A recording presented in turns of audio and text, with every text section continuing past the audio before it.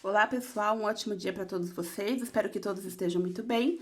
Conforme prometido, estou gravando para vocês a videoaula sobre África, aspectos físicos. Hoje a gente vai trabalhar um pouquinho os principais aspectos que compõem essa região, né? E aí eu quero iniciar com vocês com dois mapas que eu acho muito importante, né, que a gente comece, principalmente vocês que é do terceiro ano, tentar, né, extrair dos mapas, é claro que aqui é uma imagem via satélite, mas que vocês comecem a extrair dessas fontes, né, informações sobre aquele território que está sendo estudado. Então aqui, ó, no deserto do Saara, ó, no continente africano, a gente consegue já detectar algumas informações importantes. E eu aconselho vocês a praticar, né? Mas esse tipo de atividade, pegar um mapa e tentar extrair o maior número de informações possíveis sobre ele. Então, aqui o que a gente pode perceber? A extensão territorial do continente africano. No próximo, a gente vai perceber que essa região vai englobar vários hemisférios, né? E aí, o que isso acaba contribuindo para essa diversidade, tanto vegetal como de relevo climática dessa região. Vão pensando aí. E aí, o que a gente tem aqui? Nós vamos ter algumas ilhas que compõem essa região, entre elas a Ilhas Canárias, a Ilha do Cabo Verde, nós vamos ter a Ilha da Madeira, por exemplo, nós vamos ter aqui o Oceano Atlântico, no lado ocidental, e o Oceano Índico, na parte oriental, que compõe essa região. Vou chegar minha câmera bem mais próxima aqui, vocês percebem, ao norte o Mar Mediterrâneo, né, que vai interligar tanto o continente africano como o europeu, o Mar Vermelho aqui na região nordeste, que vai tanto empregar na região continental africana como continental asiática. E aí do ladinho a gente tem quem? O Rio Nilo, né, que vai compor essa região, sendo um dos principais rios dessa região, né? E aí mais abaixo, não sei se dá para vocês ver, o Lago Vitória. Por que eu quero falar um pouquinho do Lago Vitória?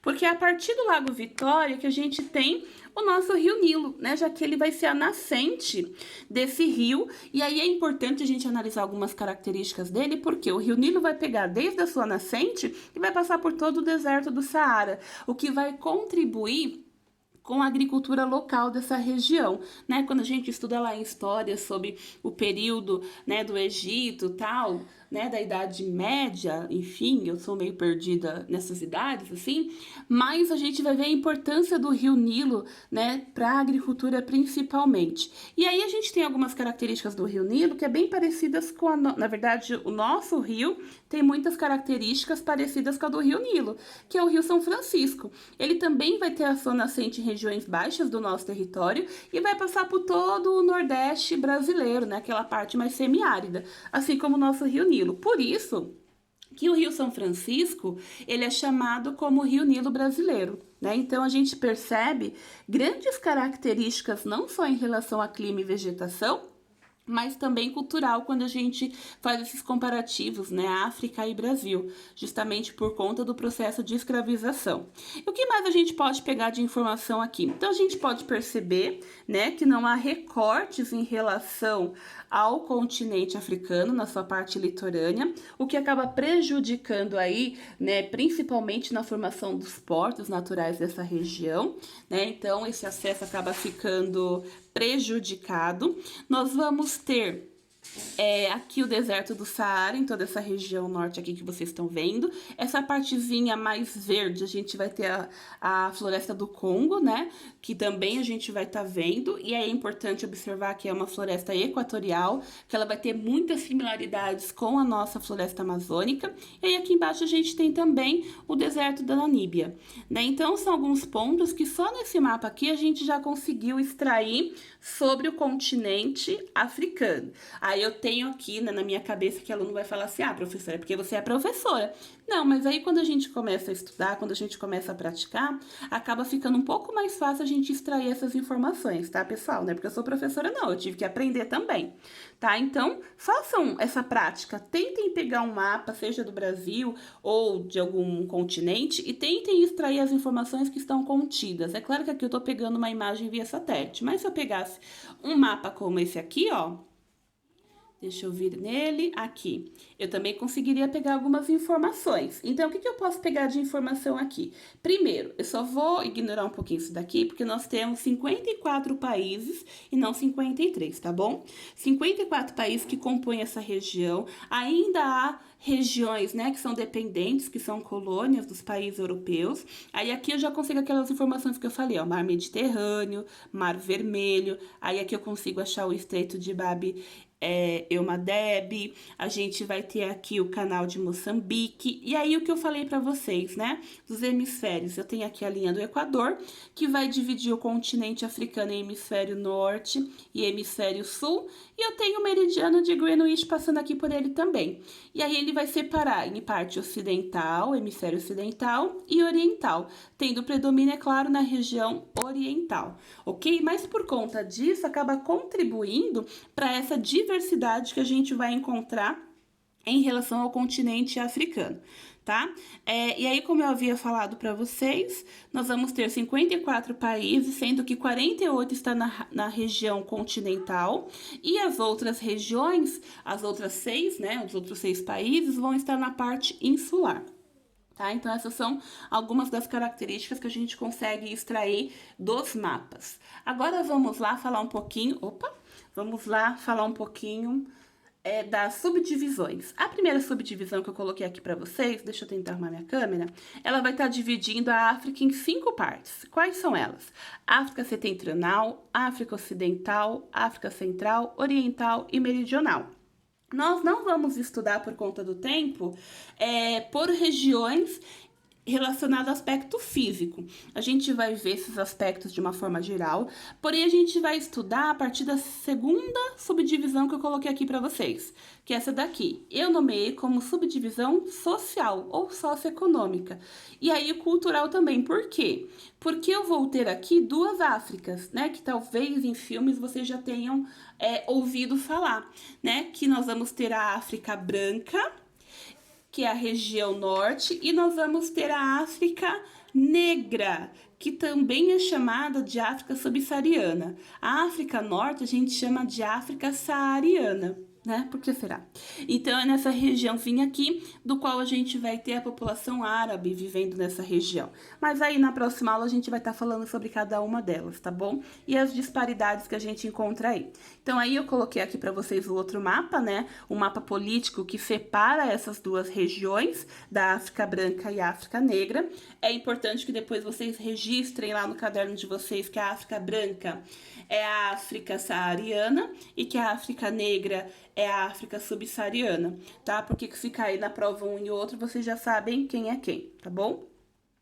Aí, dando continuidade, um pouquinho lá do litoral que eu havia comentado para vocês, né? Eu já falei, eu acho que quase que tudo. É um litoral pouco recortado, então a gente vai ter poucos portos naturais justamente por conta dessa sua formação geológica. Se a gente pega o mapa, Mundi, né, e recorta lá tanto a América do Sul e a África, a gente percebe que elas se colam, né, se interligam, porque lá no período da Pangeia elas estavam juntinhas lá. E aí, como eu falei, o continente africano ele vai ter mais de 30 milhões de quilômetros, não sei se eu já falei, mas enfim. E aí ele é composto do quê? Ele é o terceiro maior continente do nosso planeta, perdendo somente para a Ásia e para a América, tá bom? E a gente vai ter aproximadamente 1 bilhão de habitantes nessa região. Sem se esquecer, pessoal, que a gente tem, né, uma grande quantidade populacional dessa região, só que nós também temos, né, uma taxa de mortalidade muito grande, e a expectativa de vida também da grande maioria da população africana é muito baixa, né? Justamente por conta da miséria, dos conflitos étnicos e assim por diante. Mas a gente vai estar abordando isso quando estiver falando mais sobre a população africana, tá bom? E aí no Nordeste da África, como eu havia falado para vocês, a gente vai ter o Istmo de Suez, que vai ser construído em 1869, né? O canal de Suez, que vai ser inaugurado ali, que ele vai contribuir para aquilo que eu havia falado para vocês, o encurtamento das distâncias por vias marítimas, né? Então, antes os navios tinham que virar o oceano, né, passar pelo Oceano Atlântico para poder chegar lá na região da Ásia, da Índia, mais ou menos. E aí, por conta do Canal de Suez, isso acaba se tornando mais fácil. Lembrando que o Canal de Suez é de total poder, né, do país do Egito. E aí a sua economia está fortemente presa, digamos assim, ao Canal de Suez, tá? Então esse é um ponto importante que a gente tem que colocar. E aí a gente tem também, né, na região noroeste, o Estreito de Gibraltar, que eu mostrei lá para vocês no mapinha, que vai estar interligando o continente africano com a Europa. E aí a gente tem o Marrocos e interligado com a Espanha, né, por conta desse bonitinho aqui, que é Gibraltar, tá bom?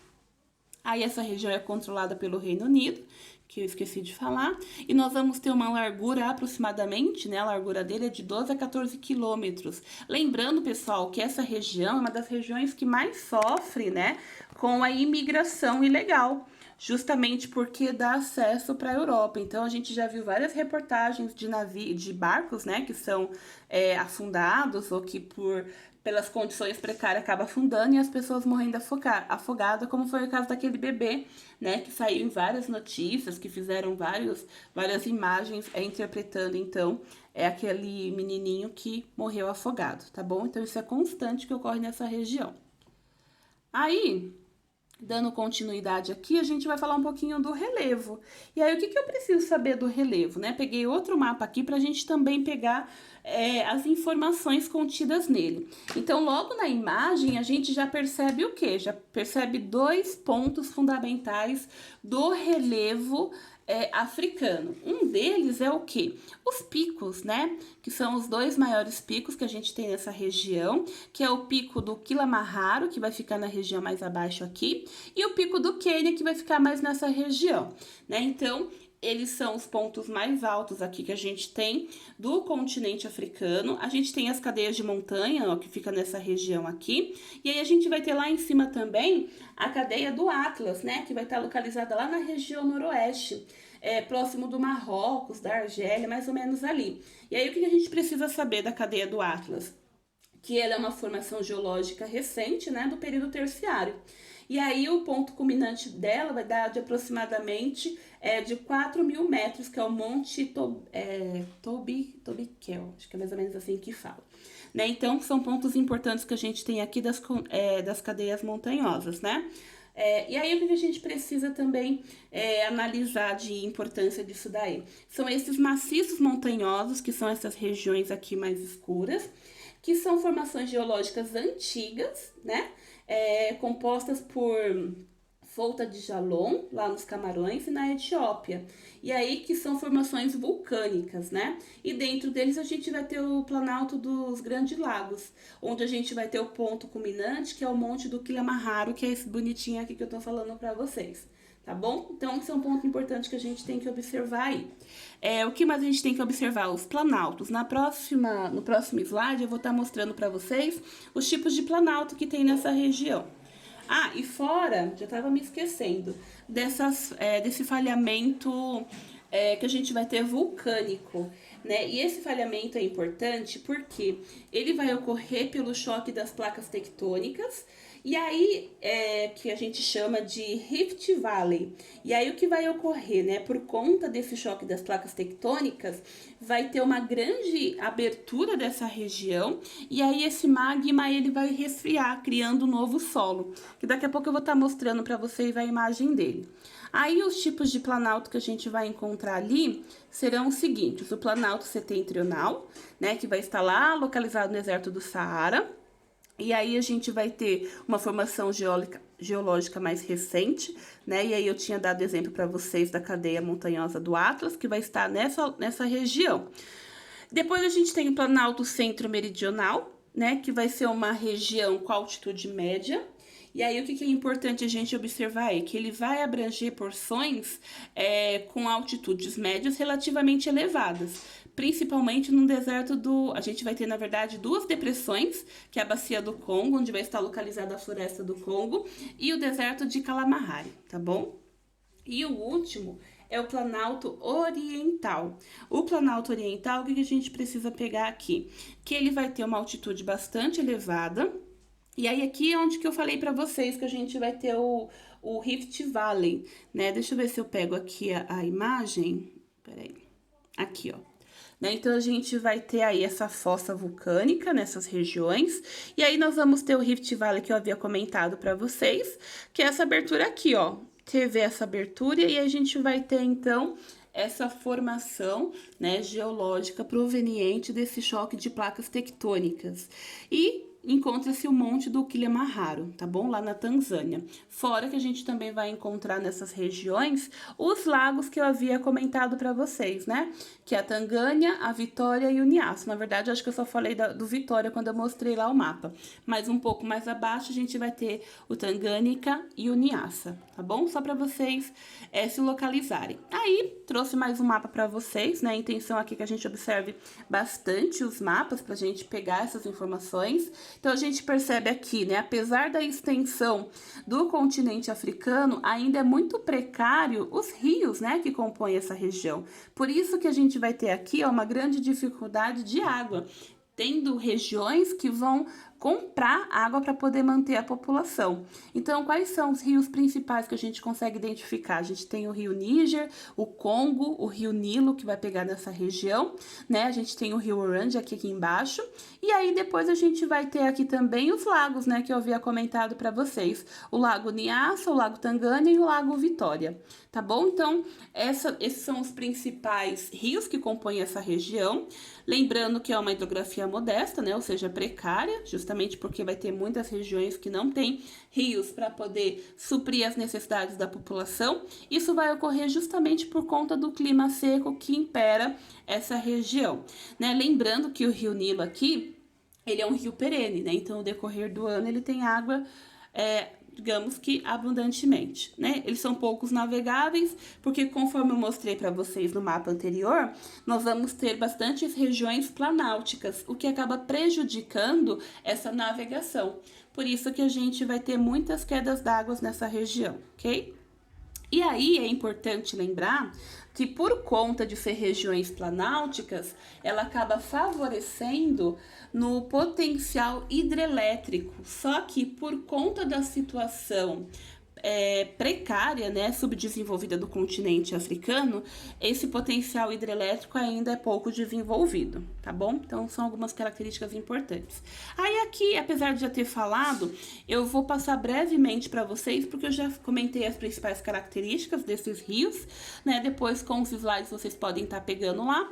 Então, o rio Nilo, como eu falei para vocês, é o principal rio e o terceiro maior em extensão, né, tendo a sua nascente lá no Lago Vitória, e ele acaba desembocando, então, lá no Mar Mediterrâneo. Então, é um ponto importante que a gente tem que falar sobre ele. Lembrando que o Rio Nilo, ele vai ter o controle das cheias, né, por conta da sua nascente, e aí a gente vai ter também uma expansão dele que vai contribuir para a agricultura local.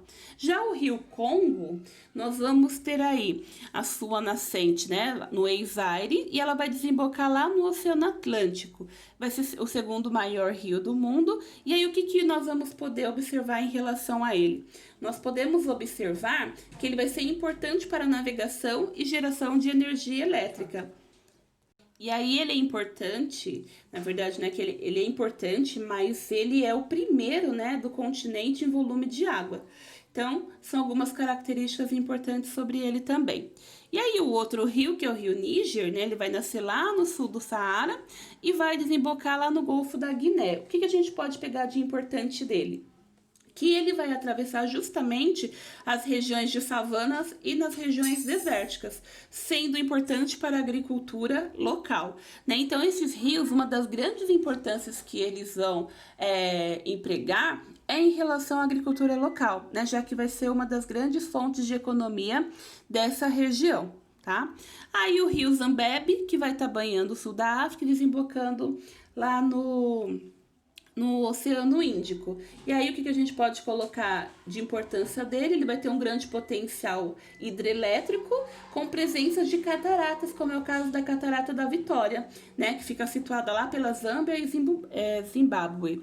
Então, é uma característica importante. E o último, para a gente finalizar, é o rio Limpopo, que também vai estar banhando o sul da África e desembocando no Índico, que vai contribuir com essas regiões também, né, para a agricultura. Então, essas são as principais características da hidrografia. Agora a gente vai ver um pouquinho dos lagos aqui, eu esqueci dos lagos. Mas os lagos a gente já comentou, né, os 3 principais lagos, então eu não vou me prender mais a eles, porque a gente já comentou. Agora, pra gente pegar um pouquinho em relação ao clima e à vegetação, né? Então, o que a gente percebe? Uma grande variação climática, e a gente vai perceber também uma grande variação vegetal, já que nós vamos ter passando aí, né, todas as linhas que compõem a nossa latitude, que vai compor, então, as zonas climáticas dessa região, né? O que vai diferenciar uma região da outra. Então, a gente vê aqui clima equatorial, subtropical, semiárido, temperado, tropical, desértico e mediterrâneo. Lembrando que nós vamos ter como predomínio aí o clima equatorial, né? Então, ele vai ser o principal clima que vai prevalecer nessa região. E a gente não pode esquecer, o fator que vai influenciar tudo isso é a latitude. Tá bom? Sendo que 80% desse continente está localizado em baixas latitudes, tá bom? E é localizado na parte da zona intertropical, por isso que a gente vai ter a seca como a principal influência desse clima, sem se esquecer, né, das elevadas médias térmicas anuais, que é sempre acima de 20 graus Celsius. Então, aí a gente tem uma característica principal dessa região, tá bom? E aí, o que a gente tem que anotar aí de importante, né, dessas zonas climáticas? Eu vou colocar aqui no geral para vocês, e aí eu vou falando, né? Então, a gente tem o clima subtropical, e aí eu tenho esses 2 tipos aqui, né? Tanto no norte e no sul é subtropical, e aí um pouco mais abaixo na região leste, a gente vai ter o subtropical úmido e de inverno. E aí, o que a gente tem como característica importante, né, dessa região? Nós vamos ter aí, de um clima subtropical, nós vamos ter uma variação em relação ao verão e inverno dessa região. São climas bem parecidos aqui, né, com o nosso clima subtropical na região sudeste. E aí, nesse caso aqui do úmido, a gente vai ter o comportamento dos ventos de monções, que é o que vai estar caracterizando, né, digamos assim, essa região. Então, clima subtropical. Já o clima mediterrâneo, nós vamos ter aí uma variação média de temperatura entre 15 e 20 graus Celsius, mais ou menos, com verões quentes e secos e invernos amenos e chuvosos, né? Então, essa é a principal característica do clima mediterrâneo. Ele vai ter verões quentes e secos e invernos amenos e chuvosos, né? Tendo uma precipitação mais ou menos de 300 milímetros. Tá? E aí, o próximo clima que a gente tem aqui é o clima marítimo, né? Que a gente vai ter verões e invernos brandos com chuvas bem distribuídas ao decorrer do ano, lá na África do Sul. Já o clima desértico, tropical e subtropical quente, e aí assim, gente, essas características subtropicais a gente vai ver essa similaridade ocorrendo em praticamente todas essas regiões aqui que compõem o clima subtropical, tá bom? Então, pra gente ver um pouquinho sobre esse clima desértico tropical, o que a gente tem como influência aí? Ele vai ocorrer, né, e também nas baixas latitudes, e aí esse clima, ele vai apresentar uma temperatura média de aproximadamente 25 graus Celsius, com uma pluviosidade variável. E aí a gente vai ter, né, próximo aos trópicos, um clima mais seco, nas regiões mais semiáridas, e próximo ao Equador é uma região com uma chuva mais abundante, né? Então, por isso que é chamada de tropical semiúmido. Justo por isso que é importante, né, a gente analisar a latitude onde compõe essa região. Já o clima de estepes, nós vamos identificar aqui, em subtropical quente, nós vamos ter verões secos de temperaturas altas e invernos úmidos e brandos, tá? E a região central, que é o clima tropical, a gente vai ter aqui a influência dos monções de novo, que vai contribuir com estações secas e outras chuvosas com altas temperaturas. Né? Então, esses são os principais aspectos do clima dessa região. Em relação à vegetação, nós vamos ter aí uma região coberta por florestas equatoriais e tropicais, né? O que assemelha muito com a nossa floresta amazônica. E aí a gente tem uns pontos importantes aqui que a gente precisa colocar, né? Então a gente tem no deserto do Saara o tipo de clima que vai compor essa região. Nós vamos ter aí uma vegetação xerófita, né? Então a gente lembra bastante aqui da nossa caatinga brasileira, porque é uma vegetação de espécies xerófita, como os cactos e as bromélias. E somente nas regiões onde estará presente o oásis, a gente vai ter então irrigações de lençóis de água, o que vai contribuir com uma vegetação mais rica, como é o caso das tamareiras, né? Então essa é uma influência da característica dessa região. Um outro ponto importante das florestas equatoriais que a gente vai ter aí, como a floresta do Congo, nós vamos ter uma floresta densa, perene, né, higrófila e latifoliada. Então a gente lembra muito da região amazônica. Lembrando que essa região sofre também com queimadas e atividades industriais, como a extração de madeiras, igual aqui a nossa região. E nos últimos anos ela vem sofrendo muito esses aspectos, né, de extração de madeira, prejudicando então o seu habitat. As savanas, né, que a gente vê muito lá na história do Rei Leão, que está mostrando aqui para vocês na imagem, quais são as principais características que a gente está vendo dela aí? Já na imagem a gente consegue identificar. Ela vai ter o predomínio de herbáceas, né? Que vão ter arbustos e árvores isolados. Então a gente está vendo aqui elas, ó, uma longe da outra, tá vendo? Então, decorrer da região, a gente vê essas herbáceas uma longe da outra. E aí elas são importantes porque elas vão ser o habitat de muitos animais que a gente vê nos filmes, né? Como os elefantes, os rinocerontes, as girafas, o leão, né? Por isso que a gente tem lá a historinha do Rei Leão. Então, tudo isso vai contribuir para essa vegetação. E a última, que é a vegetação mediterrânea, nós vamos ter essa influência, né, do mar Mediterrâneo nessa região aí. E aí nós vamos ter a floresta de pinheiros e carvalhos, né, que vão ter pequenos arbustos que vão se misturar com as plantas xerófitas. E aí nós vamos ter aí o cultivo, né, de oliveiras, vinhas e frutas, como principais características dessa região. Aí, só pra gente finalizar então, pessoal, eu coloquei aí pra vocês duas regiões que provavelmente vocês vão ver, né, nas questões que a gente vai estar trabalhando, e é importante a gente compreender o que são essas regiões. A primeira região que eu coloquei é o Magrebe, que eu vou mostrar um mapinha aqui pra vocês, ó, que são esses países aqui que compõem o Magrebe. E o que é o Magrebe, então, né? Se a gente for pegar o seu significado, ela representa onde o sol se depõe. E aí ele vai apresentar o que é a cultura árabe, que vai ter uma grande influência, né, dos países europeus, o que vai favorecer essa relação econômica e o fluxo migratório entre esses povos. E aí a qualidade de vida dessas regiões é um pouco melhor do que as demais regiões do continente africano, né? E boa parte está localizada nas regiões desérticas, tá bom? E aí eles respeitam as tradições muçulmanas. E aí, tá aqui o desenho bonitinho do Sahel, que é a outra região que eu queria falar para vocês, que vai estar pegando toda essa região aqui do deserto do Saara. E quais são as principais características, então, que a gente coloca sobre ele? O Sahel vai ser uma região de estepes, né, entre o Saara e a savana do Sudão, que é uma região seca. E aí ela vai desde a Mauritânia até a Eritreia. E aí é importante a gente observar essas regiões. Opa, eu já fui no final? Como assim? Muita calma, gente. E aí, porque eu quis colocar, diferente lá do Magrebe, o Sahel, pessoal, é uma das regiões mais complicadas, né, do continente africano.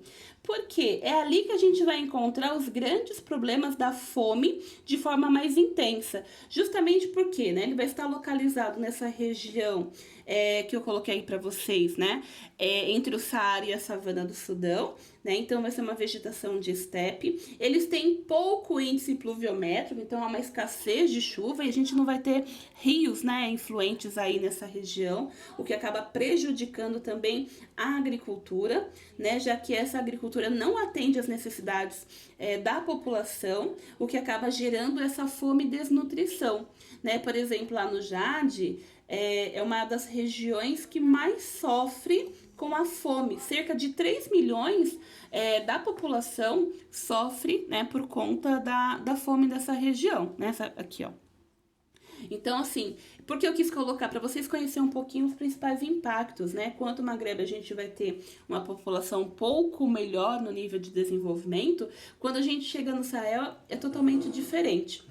Né? E aí a gente vai ter então o sofrimento dessa população por conta da escassez da água, né? E por conta da fome que vai ocorrer, fora as lutas e guerrilhas que ocorrem nessa região também, tá bom? Então, além da fome, a gente vai ter diversos conflitos que vão estar ocorrendo nessa região. E aí, quando a gente estiver falando dos conflitos, né, africanos, a gente vai estar trabalhando essa área. E aí, eu quero que vocês deixem registrado na memória de vocês, porque aí vocês já vão saber da onde eu estou falando, qual local da África que eu estou falando, tá bom? Então, pessoal, eu espero que tenha ficado claro essa aula. Qualquer dúvida, vocês me contatem, né, pelo WhatsApp ou pelo Face, enfim, pelas nossas redes, né, que é possível a nossa comunicação.